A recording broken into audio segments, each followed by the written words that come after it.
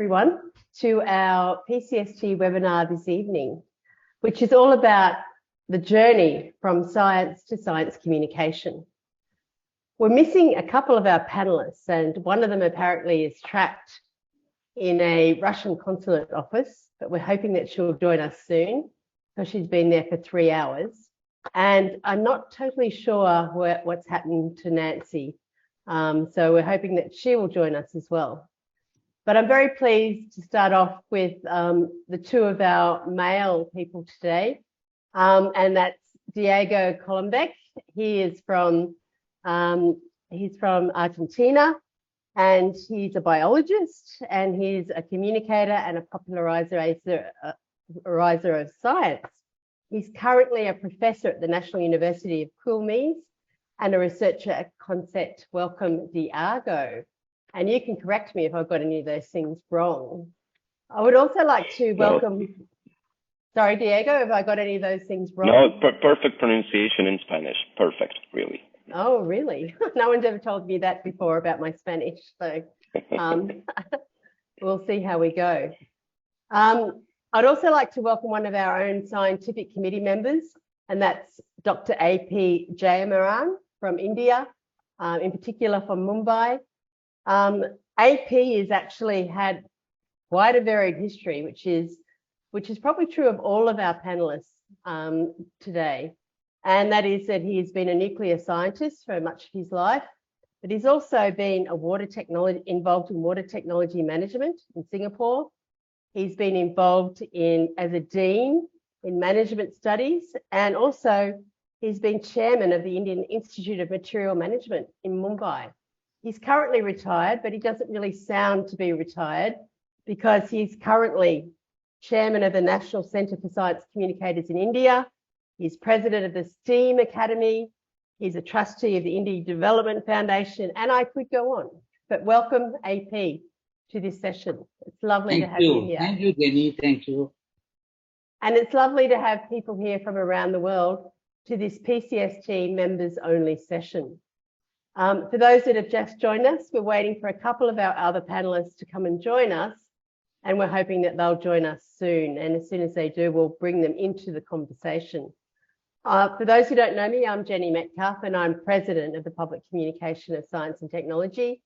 And I'm currently in Australia, where it's the evening time for me. Diego is in Argentina, where it's quite early in the morning. And AP is in India, where it's sort of mid-afternoon. Is that right, AP? Yes, perfect. Okay, and I'm very pleased to welcome Sasha, who's just joined us.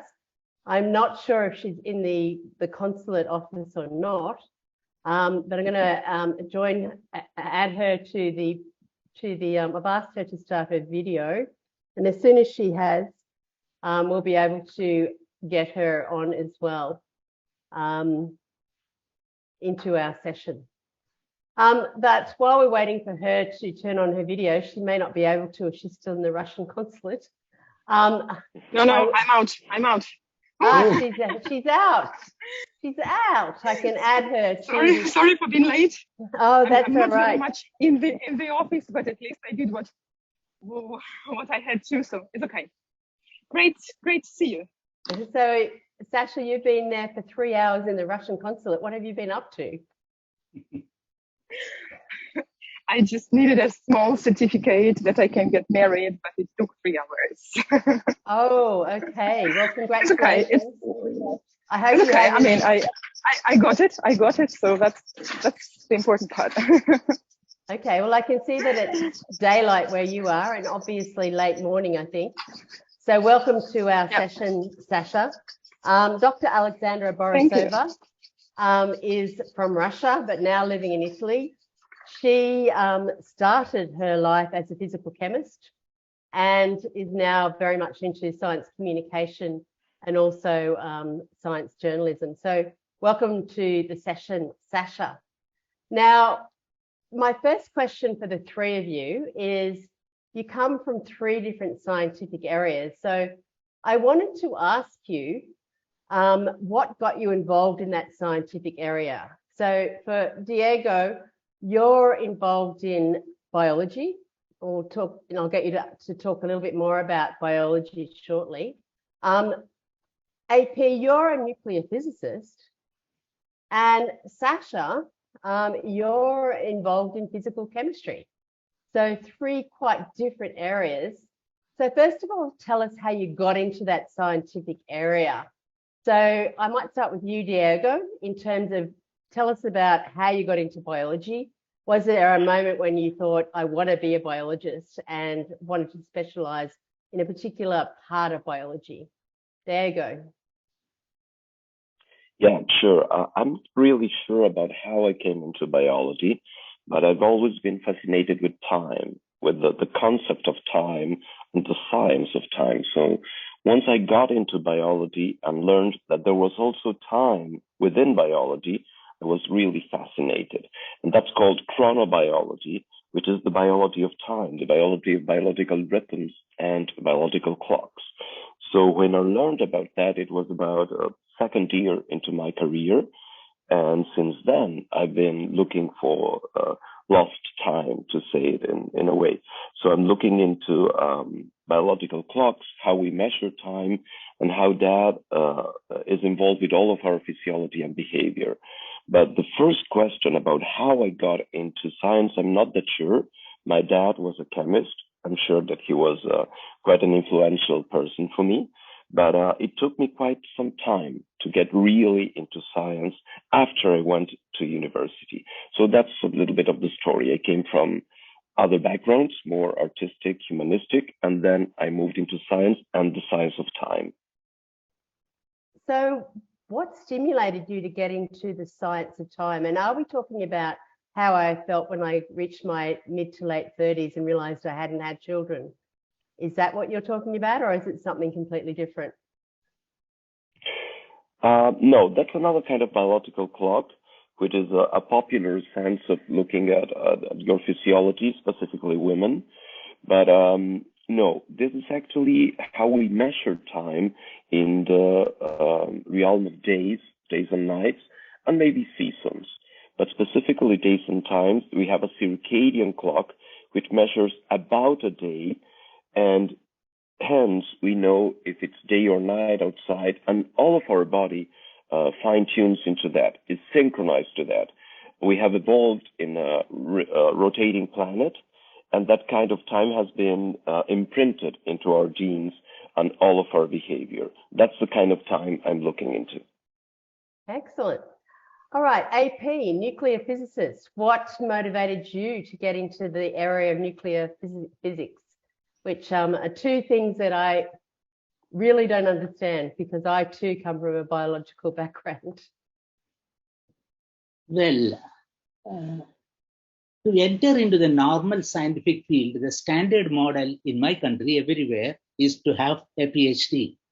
And the age at which the PhD is obtained and the university from which the PhD is obtained, your title and your mentor. These are the essential qualifications for entry into the scientific field. But in India, in the nuclear establishment, the famous nuclear architect of my country, Dr. Homi Bhabha, decided that Indian universities do not produce scientists suitable for work in the nuclear establishment. He started a very elite training school, selecting 200 people across the country, postgraduates and engineers. He will take 200. And he will train them for 1 year on all aspects of nuclear science and engineering. 50 subjects, 1 year, 2,500 marks, including Russian language. If you pass all these exams thoroughly, then you become a scientist. Otherwise, you're out. Then your trajectory, yes, out means you should never be found anywhere near research establishments. A failure there is an eternal mark and seal that are unfit for scientific research. That was a crucial decision. But once you cross this hurdle, your trajectory does not depend upon any of your educational qualifications if you get through this. The rest of the qualifications you acquire as post-retirement cosmetic benefits. Wow, so that's a different way of approaching the whole idea of becoming a scientist. And my grandfather was a lawyer. My father was a metallurgist. But my grandfather told me you should get into government civil service at the youngest age, in the highest possible authority. That is what in India we call a class 1 gazette officer. So Homi Baba opened his door through this. I got through this. That's my entry into the nuclear field. Okay, I noticed that you are a doctor, so you have a PhD, Yes, AP. that's all acquired later. Yes. You got that later. Okay, all right. So we'll talk a bit about that in a minute.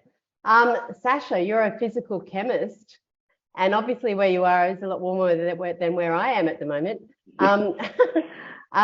Tell us about how you got into physical chemistry in Russia and what stimulated you to get into physical chemistry. Thank you. So first of all, my parents are both space engineers. So it's like I'm a daughter of space engineer and space engineer. And so kind of at that point, career in humanities or social sciences was unfortunately out of the table, which is not very good in my case. And then I liked really different things. I liked chemistry, mathematics, but also history, languages. So it was really difficult at that point for me to choose. I didn't have strong opinions. And the fact that I went into chemistry is basically the superposition of several circumstances, because I really wanted to study in Moscow State University. It has a big tower, and at that point it was like very much number one in Russia. And I was would love more to go to mathematics, but it was really very competitive. So basically I chose chemistry kind of opportunistically. And then inside chemistry, I chose physical chemistry and crystallography, theoretical chemistry, exactly because it has much more to do with the maths rather than with actual test tubes, And that really, that made sense at that point. So then I went for a PhD, and I was quite okay as a PhD student. I still have an H index that can consider me okay scientist, like I think 13, not very good, but you take into account that I stopped doing science 10 years ago. So it was, at that point, it looked like a good choice. Let's put it this way. Okay. I'm going to ask you a little bit later to summarize your PhDs, because you've all got PhDs, in about a minute each, to see how well you've become science communicators about your PhDs. You're probably aware of the 3-minute PhD competition that's around the world, where I'm going to ask you to summarize it in 1 minute shortly. But before I do that, I wanted to ask each of you about when was the point that you realized that you also thought science communication was important? Now, for Sasha, she's actually moved from science into science communication. But for AP and Diego, I think you have continued to do your science while you were doing science communication. Is that correct? Yes. So was there a point, Diego, where you decided that you wanted to be involved in science communication? Yes, certainly so. Actually, I started working in communication before doing science. I answered to an ad from a newspaper when I was 15 to do sports journalism and then cultural journalism. So I've been working in communication for a very long time, much longer than science. And when I got into science, I realized that I could join both worlds, the world of science and the world of communication. There was an incredible discovery that you could do that kind of communication with arts, with literature, with theater, with music, for talking about science. Then I did specialize in science for my PhD and my postdoc. And when I came back to the country after a few years abroad, I used half of my time for both activities, for science and for science communication. So I think I got the seed of communication quite early in my career, and then I was able to join both worlds, which was very satisfying, I have to say. Okay, well, we'll come back to you, but I'm very pleased to announce that Nancy has joined us. So welcome, Nancy. I know it's quite late where you are, so I really appreciate you being here.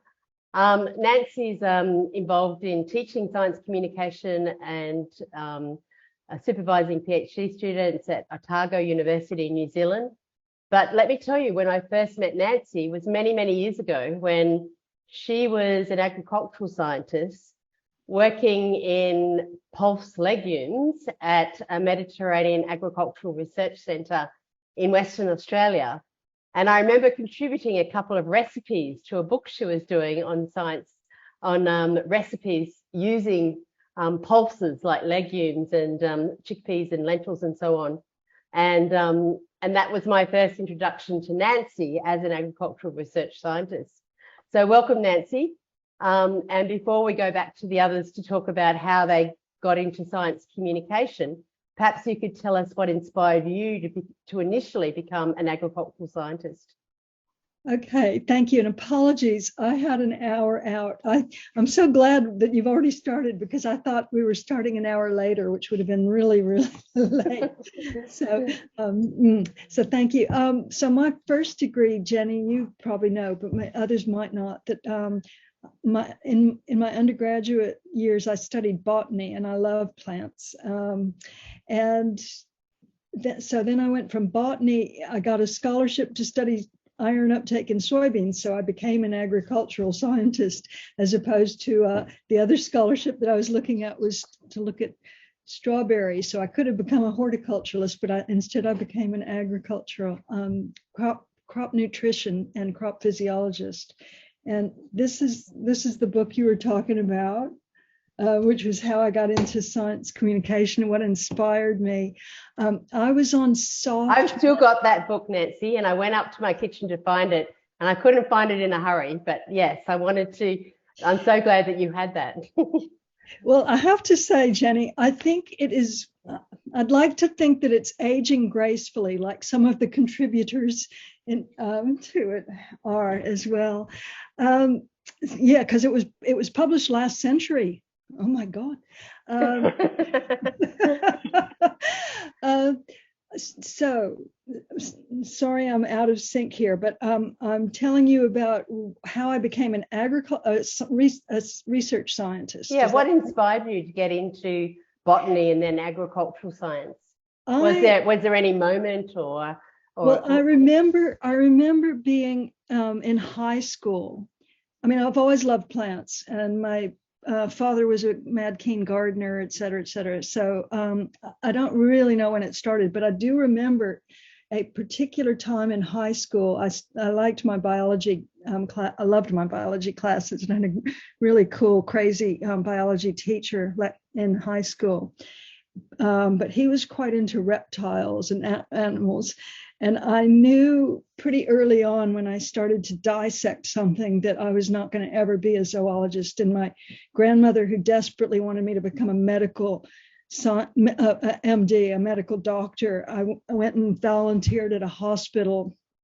And I knew, very early on that no blood, none of that. I'm squeamish. And so I'm quite happy to dissect plants, but not anything from some of the other kingdoms. So I stuck with plants, and they're amazing. They're fascinating. How do they manage to grow and thrive when they can't move around to get things? So they're pretty impressive. Well, thanks, Nancy. That's great. And we've just started by looking at how people moved into science communication. And for Diago and AP, it was something that they did parallel with their science. But we'll come back to you and look at how you moved into science communication in your entirety for your career, which is similar to Sasha as well. But AP, when did you first start to get interested in science communication? And how did you manage to do that alongside your role as a nuclear physicist? Yes, your question is, what's my first maiden encounter with science communication? It was in 1965. It was not my encounter. It was a meeting of the minds. My seniors in the training school, who had been to Russia, they were fascinated by the Russian Revolution, the Sputnik Revolution, and also by the heavy popularization movement conducted in Russian language. So we had 3 engineers from Russia who were my seniors. And we are all coming from one small geography in India called Kerala. We decided that science communication, to reach to the minds of the people, it can be done only in the regional language. And we decided that the regional language is absolutely zero at that point of time, should be converted into a scientific language. And we created a ground in a place called Bombay, which is 1,500 kilometers away from the mother tongue language. And 100 nuclear scientists sat together. It was a meeting of the minds. We decided we will develop science communication in my mother tongue, Malayalam. At that time, we had also the model, Sir Bernard William Russell, who has won the UNESCO Kalinga Award for Science Communication. He's an intellectual towering figure, and he was dominating our horizon. So Russell's contribution to science communication, his clarity of expression, his explanation of concepts, and his defining science as science is something which we know and which we do, that knowing and doing without knowing. The entire logical analysis of Russell was an inspiration for all of us. So we had the Russian model of the Sputnik of popular science communication, and we had the Russell model of the style and signature of science communication. Combining the two, 100 of us, I am just one atom in that large molecule of 100 atoms. We started science communication in 1966 in Mumbai and created a ground, then transplanted it to our homeland and put it over there. We have 62,000 science activists, 20,000 women activists operating in the science communication field in my small state, Kerala, today. That's wonderful, AP. It sounds like a lot of what drove you to science communication was the inspiration to explain the science, to improve science literacy in the field of, particularly in your field of nuclear physics. Sasha, how did you move, or how did you become interested in science communication from being a physical chemist? I think you started in journalism, is that right? Yeah, that's right. At that point, so we're talking about 2008, 2009, doing a bit of science journalism was a typical side job for PhD students, because PhD at that time in Russia was not paid at all. I got 100 euros of the stipend. And I tried it because I knew how to write. I mean, I tried, and then I was like strangely successful. And I felt like I like it. It's something that really, I mean, kind of, I tried out of curiosity and in need of money, and I really liked it. Then there were two things that really made me switching from science. One was visiting Cern. That was by coincidence my first visit as a science journalist. And of course, when you see Cern, you're like, okay, this is how it can work. And then I came back to Russia, and I was reporting, we were trying to report on Russian science that was not in fashion at that point at all. People were reading international mass media, reporting on international, we thought, okay, we have to dig, we have to look for something here. Definitely there is still something.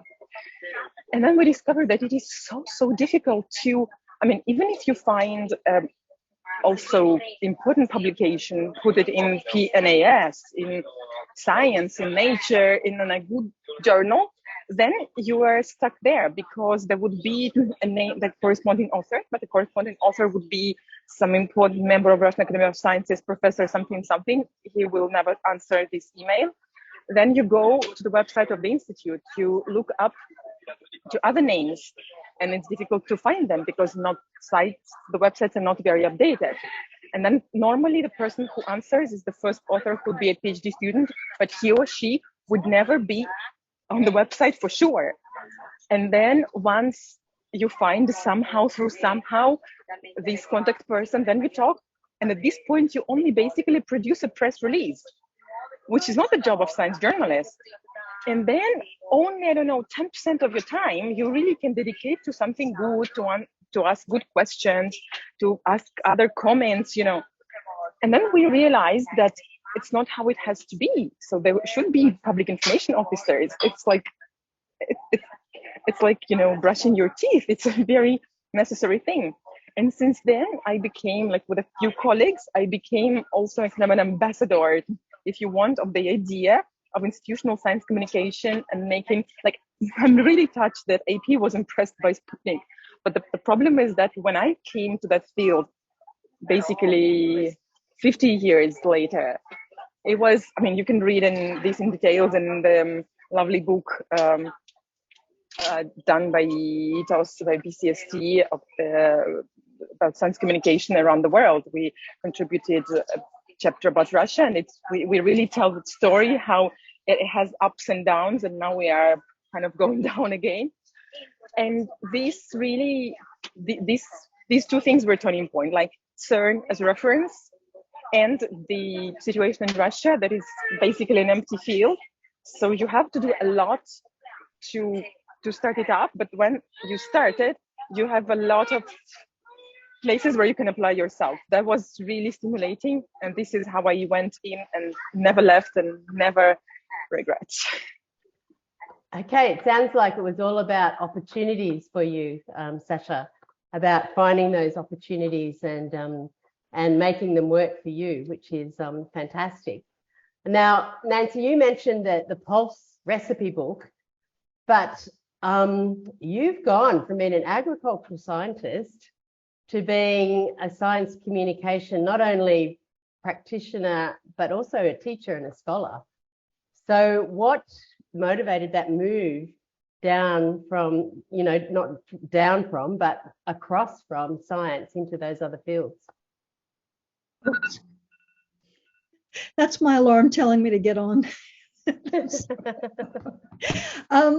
So I think to follow on, it was opportunities. And Michelle will know, and you'll know, I was in a cooperative research center, and I took on the role as the education manager of the education program, which was, I opted, a lot of our education things were pretty standard workshops on, statistical methods or how to write a better journal article and things like that. They were kind of traditional things that you might do in a research for postgraduate training. But there were a number of us who really wanted to be more outward facing and do more public communication.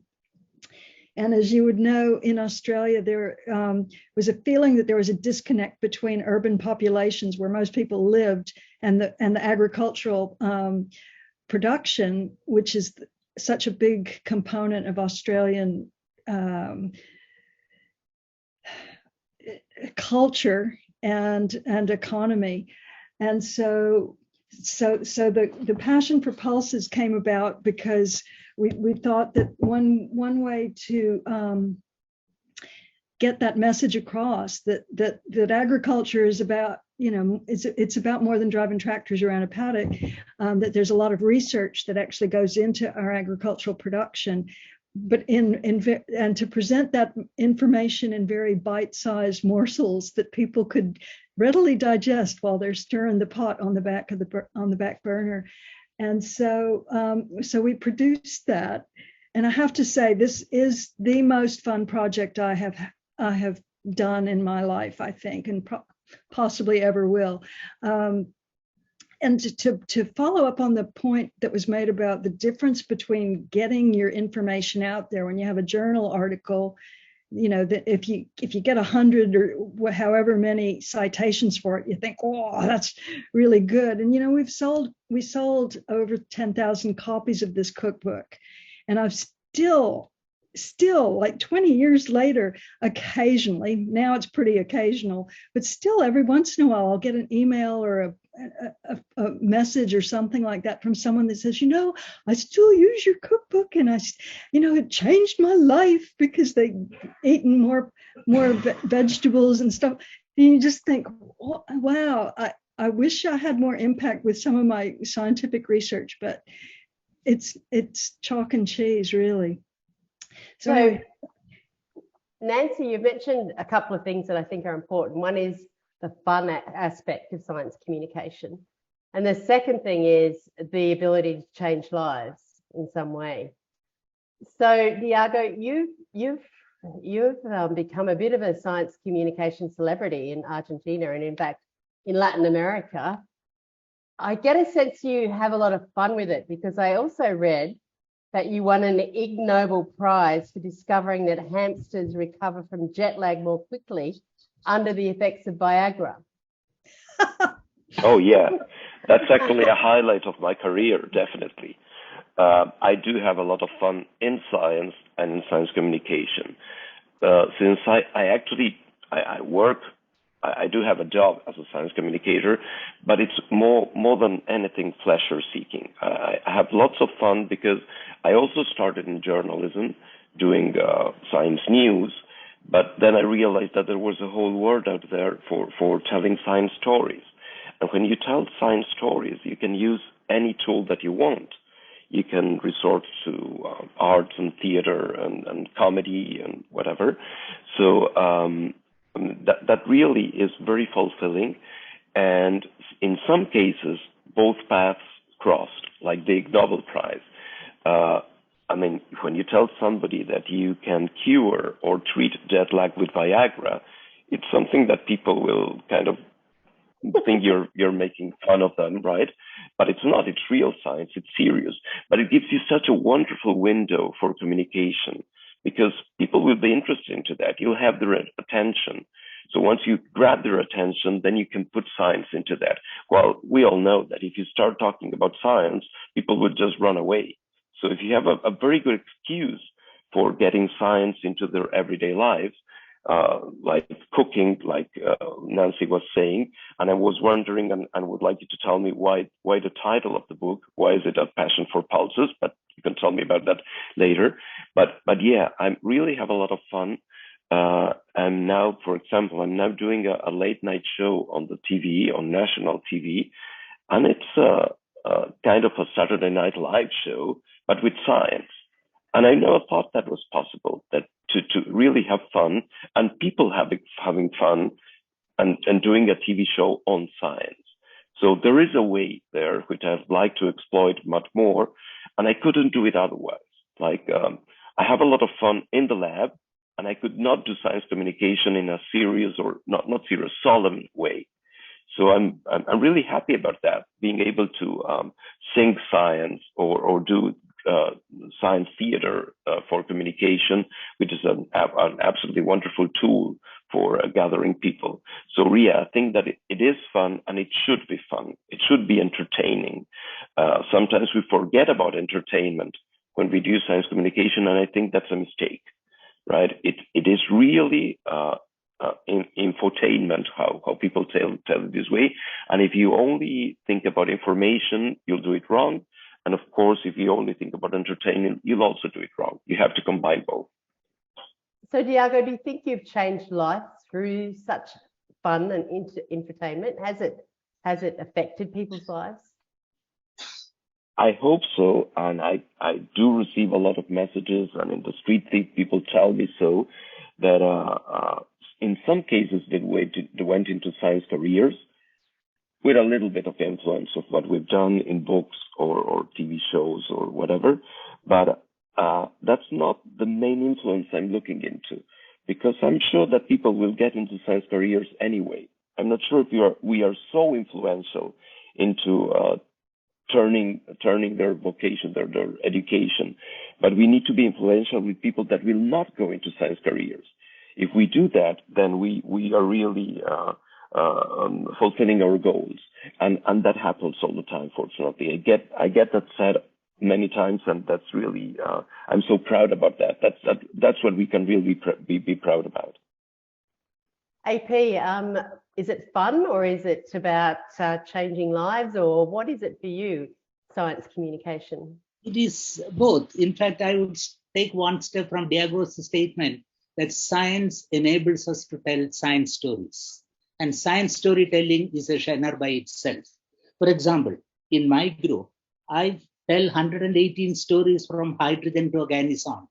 Every element comes and building up the science capital of the primary education students with the periodic table. That is VR 118. Hydrogen comes and narrates its story, not the old story in the textbook, but the new findings of hydrogen economy. So every element comes for 10 minutes, it makes its statement, and the last element, 118, organison comes and says it and goes away. So science can be introduced, and science storytelling is genre by itself.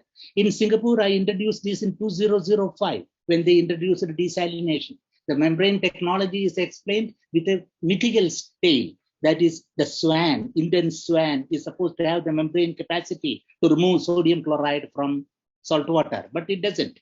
But you narrate with that, and the reverse osmosis story was created specifically for educating teachers on membrane technology and desalination. Science should be converted into stories, and it can be, but the authority of the storyteller is very important. Anyone can narrate a story, but you should be able to stand the questions arising from the story. So authenticity is very important in science storytelling.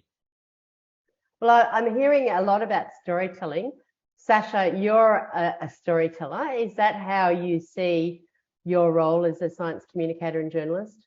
Yes, in that, for example, my field, particularly the nuclear science field, we have been exposed to a broad and wide spectrum of subjects, right from atomic physics to radiation zoology. So you have a large number of stories from agriculture, nuclear agriculture, the mutant varieties we have created. So when you go to the farmers, we speak about stories about the peanuts and groundnuts we have created, the radiation sterilization of food.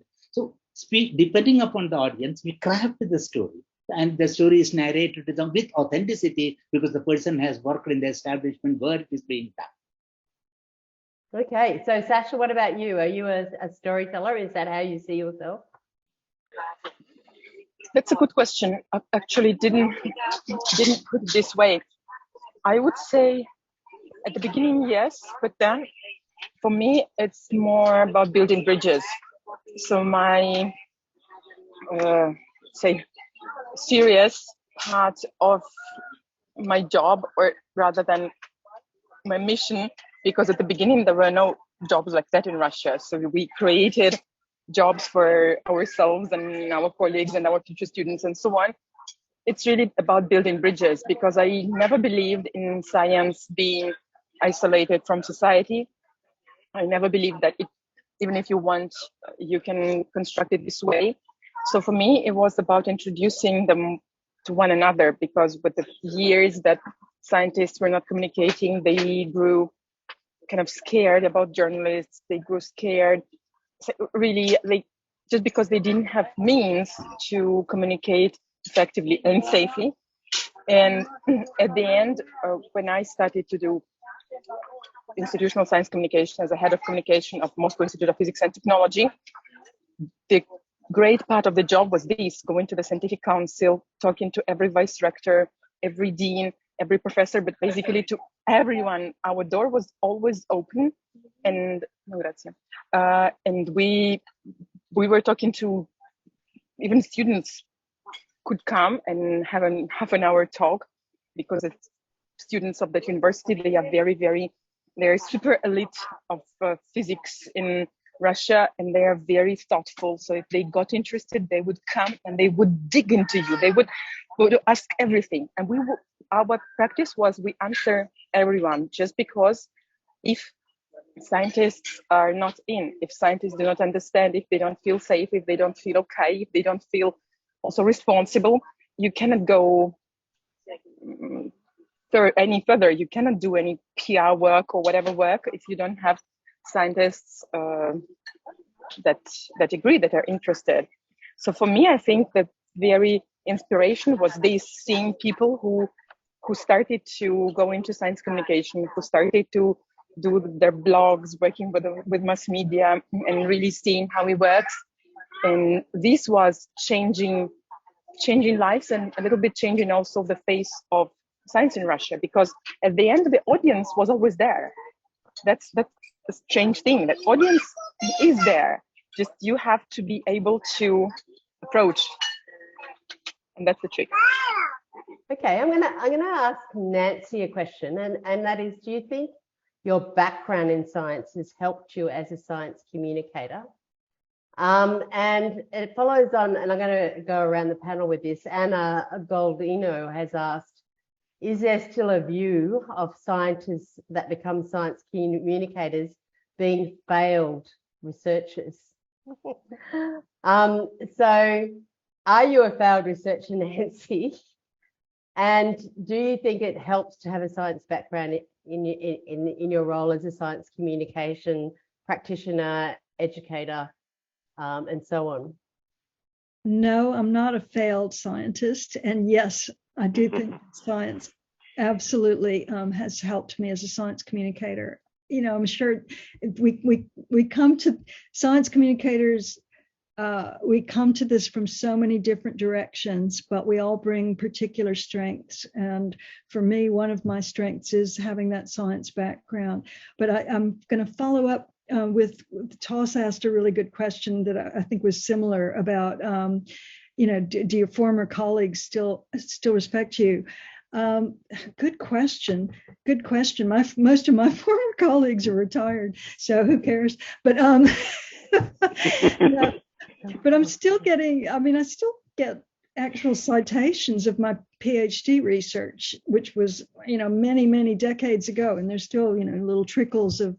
So I think it's still valid, the work that I did. One of the things was that my transition from an active researcher into science communication was a real gradual transition, and I was getting grants. I was writing proposals to fund work, and all of a sudden I realized all these proposals that I'm writing are actually science communication. They're not. It was not an intentional thing. I was doing things, like Diego said, I was doing things that I thought were fun, that I thought had some value. And when I actually took notice, I realized, I'm actually writing a lot of grants for science communication, not so much for my plant research anymore. And then I just I think it was serendipity. I was in the right place at the right time when the university wanted to start up the science communication program. And I said, oh yes, I'd be keen to come along and give a lecture or two, which is kind of what I thought my role would be. And it grew from there. But I think there are people who think of science communicators. I don't know if they still do. I haven't found that so much in my own experience now as I did when I was just starting out. But when I was just starting out, I definitely had colleagues who I believe thought I was getting into science communication because I couldn't do real science. No, I can't use the words that come to mind because they're not polite. But AP, you said you had a parallel journey doing science at the same time as science communication for at least 30-40 years. So was your science compromised by doing science communication? And did your peers think less of you because you were involved in science communication, AP? No, my contention is, I would argue that it is possible to be a good scientist and also a good science communicator simultaneously and concurrently. Today, the scientific social responsibility demands that every PhD student in the proposal should write down that she will spend 10% days as part of science communication for the project. That means social scientific responsibility has been accepted as a fiat. But we on our own started what use science communication for the society. In fact, Borissova mentioned that it is to have the continuum of science on one side and people science movement. We are not aiming at science communication per se. What benefit it will give to the people in the field who are not scientists, who may not be scientifically literate. So we are trying to do science for social revolution, science for social development. And that is an entirely self-actualizing effort. And to be a scientist is a great advantage in our march towards people's science movement and science for social revolution. And a classic living example is available in the history of science communication. Thanks, AP. Diego, are you a failed scientist becoming a media tash? Is that what you are? Not really, not that much, but I do both, and certainly my science has suffered from spending so much time in science communication. There's no way it couldn't be that like that. I don't know if I would be a better scientist or had a better metrics or whatever, but I don't regret it at all. Absolutely, because it wouldn't feel right at this stage to do science without communicating it, or to do science communication without doing science, Of course, other people may choose other paths, but for me, it's both. At the moment, I couldn't do any of the two without the other one.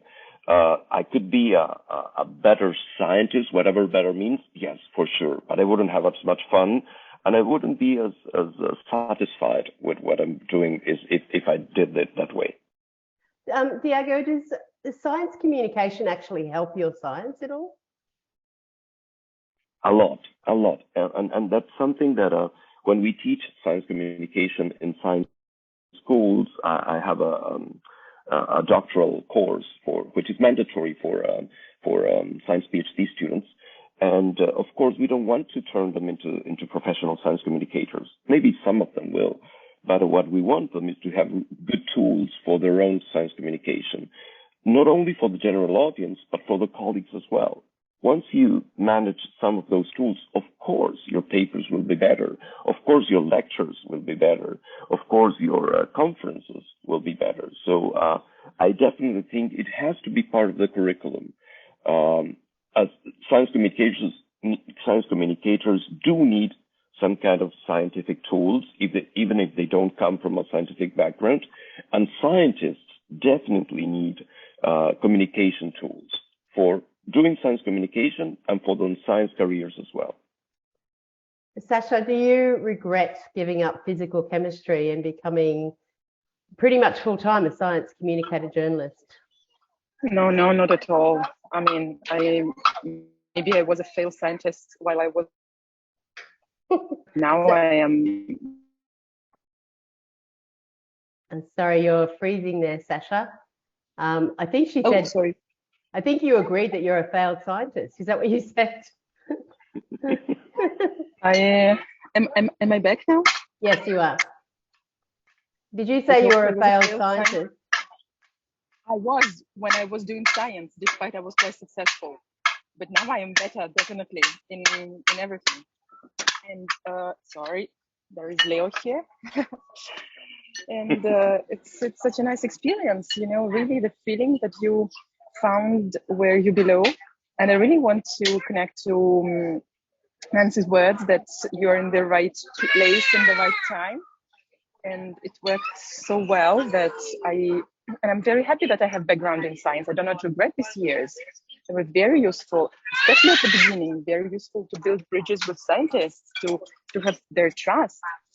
But I don't really feel that I failed anything, you know. Maybe someone do, but that's okay. It's important. I mean, yeah.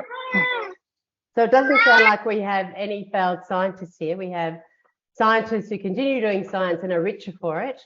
And we have people who've moved into science communication because it's something that they want to do and that they think can make a real difference. There's an interesting question that Anna asks, and that is that what is the current environment in your countries, your university, your academic life that promotes science communication and even science communicators? Is there a culture of supporting and valuing science communicators? Who wants to start with that? Do we have that culture in New Zealand, Nancy? Yeah, it's really impressive to me, having moved here, you know, relatively 8 years ago now. When I first, there is a Prime Minister Science Communication Award, and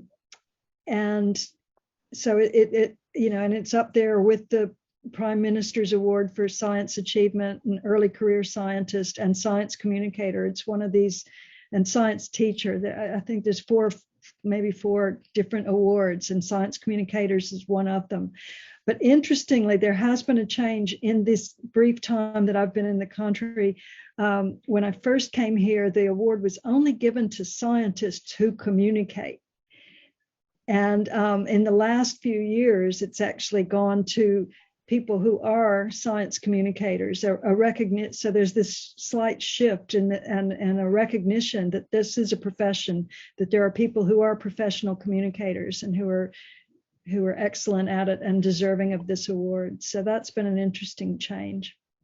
Yeah, it's interesting because Michelle actually asked the question, are there boundaries that distinguish between scientists who communicate, which is what I think Diago and maybe AP see themselves as compared to science communicators, which I'm sure you see yourself as, Nancy, and I'm pretty sure Sasha does too. Diago, did you want to comment on that as well? And what's the environment like in Argentina? Well, the environment is not easy at all in Latin America in general, because there's not really space in the media for science communication. So if somebody wants to become a professional science communicator, it will be very hard to make a living out of it.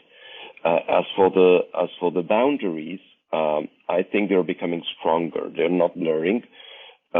We do have a problem being in science, which every scientist that does communication knows, that when we are evaluated, of course, it doesn't give you a single point, and we don't have grants for doing it. Our scientific grants do not have any money devoted for science communication, which would be a wonderful carrot, like to follow science communication. We do have some awards, but it's not enough. I think that we have a lot to do in terms of encouraging scientists to do communication, and also encouraging the professional world of science communication. We do have science journalists. They also struggle. They do struggle a lot because they don't have much space in the media. And there is still some kind of quarrel between scientists that communicate and science communicators. I do get the feeling that for journalists and communicators, we are still kind of strangers moving into the communication field, right? So there is a little bit of tension there. I think we'll be able to resolve it once we have the space in the media for all of us, which is not the current situation. So it's about embracing diversity, I'm hearing, Diago. AP, did you want to comment about the environment in India for support for scientists who communicate and science communicators? Yes. We in India have a good number of prizes for science communication at divided levels for science communicators, for children, science teachers, and the national scene is full of excellent awards. In fact, the Kalinga Award, the UNESCO award, is sponsored by India for science communication. And I refer to Bertrand Russell, who got it in 1957.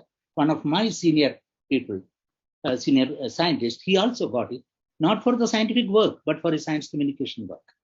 The basic point in India is scientists are becoming increasingly aware and conscious of their social responsibility of communicating to the society, to children, colleges, schools at different levels.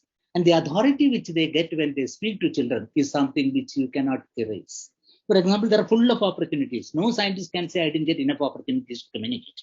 You have dozens of invitations pending before you. And people are willing to listen to scientists in their subject. And if you have a broad spectrum of learning, that is, you are over a period of physical, biological, and engineering sciences in particular, and particularly in innovation technologies, you have a large audience. Now, in the media, as Diago said, there is always a clash between science journalists and science communicators and scientists. But still the media will prefer an article from a scientist whose vocabulary is sufficiently good and who can phrase out in the appropriate terminology. So scientists becoming communicators, that is an increasing aspect there. Because in India, we have the science policy resolution, the technology policy revolution, now the science, technology, and innovation resolution, in which science communication has been built into a very deep focus. So as far as the environment is concerned, I am not finding any challenges. I am only finding opportunities. But any good scientist with a vocabulary of 30,000 or 35,000 words should be able to communicate effectively at a college level, at a BSc graduate level. Or even with a vocabulary of 20,000 will be able to speak at the school level. So a good grounding in the regional languages, that's very important. You should be bilingual. You should be able to speak in hybrid mode, because in my country, it is largely divided into a number of, and the rural people and the medium of education is very, very different. For example, we have excellent communicators in science, in Tamil, in Malayalam, in Marathi. So the Indian scene is very, very specific. The geography is different. And the English communication in science, it is a long way to go. We had one from the times of which we closed down. We had a science communication program, MTech, which is now closed down. Today we are starting as science communication as part of a subset of mass communication.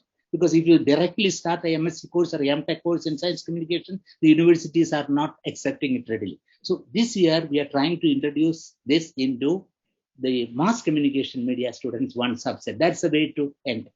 So that's the Indian scene. Indian scene is in a fluid and a very dynamic state, but there are lots of opportunities if it is the planned, organized, and executed, monitored properly. We have a wonderful landscape that can be built over here, taking always the regional languages into consideration.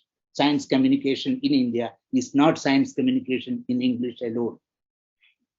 I think you've highlighted the importance of diversity in this whole area of science communication and the need for us to embrace that, which is in fact the subject of our next conference. Sasha, I just wanted to get a final comment from you. Scientists who communicate or science communicators, you've moved around a lot, not just in terms of your career, but in terms of countries. You're currently in Italy, but from Russia, and you've spent a fair bit of time in Germany. What have you noticed in those three countries in particular? It's difficult to summarize. I mean, in Russia, both in Russia and Italy, there is this kind of identity of science popularizers, science in Italian, they say divulgatori, who maybe are science teachers, maybe sorry, Sasha, you're getting faded out. Now? Yeah. Yes. Yeah. But I think not much in Germany. In Germany, it looks like more scientists do science communication. Then all three countries have quite strong professional institutional science communicators, and this is good. I really believe that this is an infrastructure that has to be there.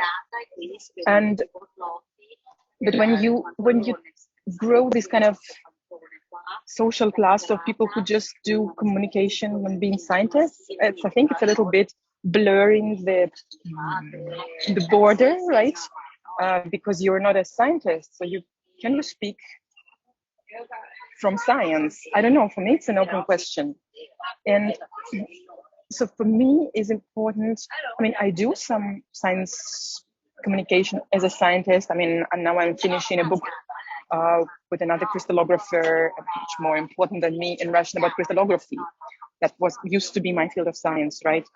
But say as a science communication consultant, that now I am also working with Italian scientists, students, foundations. I think that to have a harmonious environment, that should exist all institutional science communicators, a little bit professional science communicators, but scientists who are accountable, who are open, and I think only if science journalism for sure, but science journalism, independent science journalism, critical, that it's more about journalism than about science, being more a watchdog rather than a cheerleader. And in a working environment, I think if we are all together there, we respect each other, we do not have wrong expectations from one another, like scientists do not expect journalists to be cheerleaders, for example. I still see my function to promote that environment. Let's put it this way. Thank you, Sasha. We've unfortunately come to the end. I feel like we could keep talking for another hour. Your journeys from science into science communication were wonderful, and I didn't even get on to how you can add to, but I think you've told us anyway about how you add to the rich diversity that is the PCST community. And on that note, I want to remind people that we're going to have another webinar next week on Wednesday, which is specifically about putting in proposals for our conference, PCST 2023. So look out for that webinar. I will also be chairing a panel of people who will be giving you tips on what makes for a good proposal for this conference next year in Rotterdam in April 2023. And proposals close in about a month's time, a bit less than a month's time. So it's a really good opportunity to get tips from some of the people who know what makes the proposal work. And the theme is creating common ground. So it would be wonderful to have that rich diversity that is the PCST community represented at that conference. So I hope to see you all there. But in the meantime, thank you very much to our panel for sharing their journeys with us. I've personally found it fascinating. So thank you so much for your time. Thank you, Jenni, for that wonderful meeting of minds. Thank you. Thank you. Thank you, everyone. Thank you, Jenni. Bye-bye. Bye.